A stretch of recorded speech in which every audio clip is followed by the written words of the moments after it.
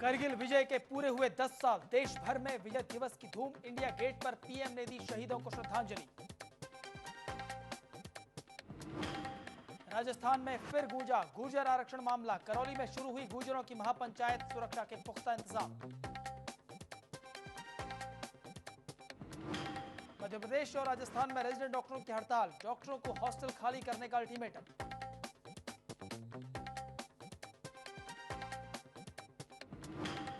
UP Bihar पर टिप्पणी करना सूरत के कमिश्नर को पड़ा महंगा, गुजरात सरकार ने मांगी माफी, कमिश्नर को लगाई फटकार। और नाग पंचमी पर आज मंदिरों में लगा भक्तों का तांता, नाग देवता की पूजा के लिए लगी लंबी कतारें।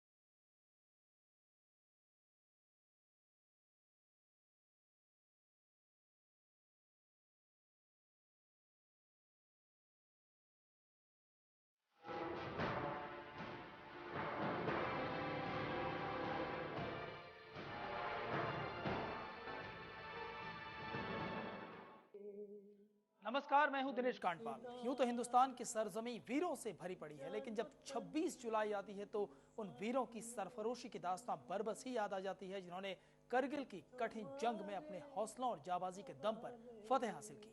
26 जुलाई मिसाल है हिंदुस्तान के जाबाजों की। और आज हमारे साथ स्टूडियो में एक ऐसे सूरमा जिनके नेतृत्व में इंडियन एयरफोर्स ने एक ऐसी जंग लड़ी जिसने दुश्मन की छाती पर इतने वार किए कि भारतीय सेना को फतेह हासिल हो गई। हमारे साथ स्टूडियो में हैं एयर मार्शल विनोद पटनी साहब, जो जिनके नेतृत्व में एयरफोर्स ने इस पूरी मुहिम में ऑपरेशन सफेद सागर को अंजाम दिया। विनोद पटनी साहब, आपका बहुत बहुत स्वागत है स्टूडियो में। Thank you. तो आइए शुरू करते हैं हमारी खास पेशकश।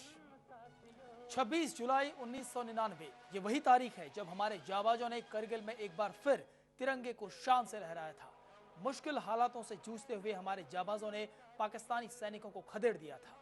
16,000 फीट की ऊंचाई पर पाकिस्तानी धोखे और साजिश का जवानों ने जिस बहादुरी से मुंहतोड़ जवाब दिया, वो एक मिसाल है। एयर मार्शल विनोद पटनी साहब हैं हमारे साथ। वेस्टर्न कमांड थी पूरी और इन्हीं के ऊपर जिम्मेदारी थी कैसे ऑपरेशन को अंजाम दिया जाए और कैसे विजय हासिल की जाए इस पूरी करगिल, इस पूरी जंग में।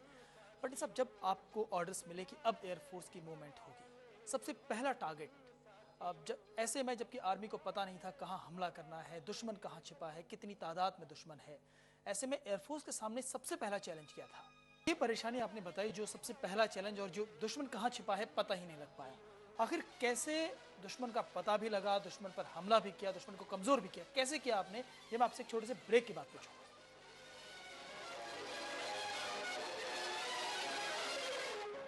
दिनेश कांडपाल, वित्त मंत्री प्रणब मुखर्जी ने अपना बजट पेश कर दिया और अब इंतजार है और साथ में प्रतिक्रिया लगातार आ रही है कि आखिर आम आदमी के लिए जो बजट आना था उसने क्या किया है। उसने एक नौकरी पेशा इंसान, एक वो आदमी जो कमाता है महीने भर का और महीने भर का खर्च करता है, उसको इस बजट में क्या मिला?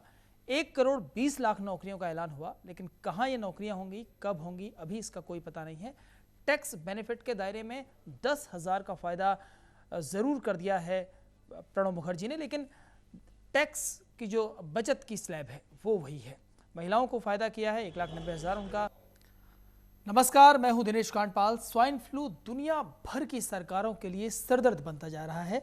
हमारे देश में स्वाइन फ्लू बहुत तेजी से अपने पैर पसार रहा है। देश भर में 800 से भी ज्यादा लोग इस फ्लू की चपेट में आ चुके हैं।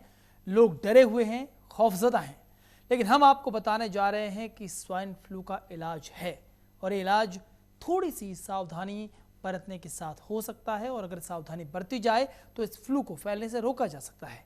वॉइस ऑफ इंडिया देश भर से आपको लगातार स्वाइन फ्लू से जुड़ी खबरें दिखा रहा है और अब पेश है हमारी खास पेशकश, ऑपरेशन स्वाइन फ्लू। जन्माष्टमी के मौके पर कृष्ण भक्त इसकी तैयारी में जुटे हैं। वृंदावन में दूर दूर से आए कृष्ण भक्त लड्डू गोपाल की मूर्ति और सजावट के सामानों की खरीदारी करने पहुंचे हैं। सभी को इंतजार है तो बस उस पल का जब कृष्ण जन्म लेंगे।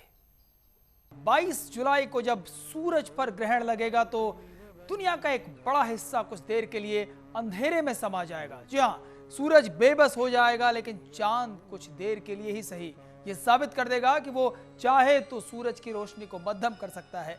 खैर, ये तो बात हुई कहानी, गीतों और कविताओं की, लेकिन अगर आप इस बार ग्रहण को देखने से चूक गए तो फिर आपको इंतजार करना पड़ेगा 25 साल तक। नमस्कार, मैं हूं दिनेश कांडपाल और आज हम आपको बताएंगे वो सनसनीखेज हकीकत जिसको देखकर आप हैरान रह जाएंगे और हमारे साथ साथ आप भी इस बात को मानने के लिए मजबूर हो जाएंगे कि जिंदा है पाकिस्तानी तालिबान का सरगना बैतुल्लाह महसूद।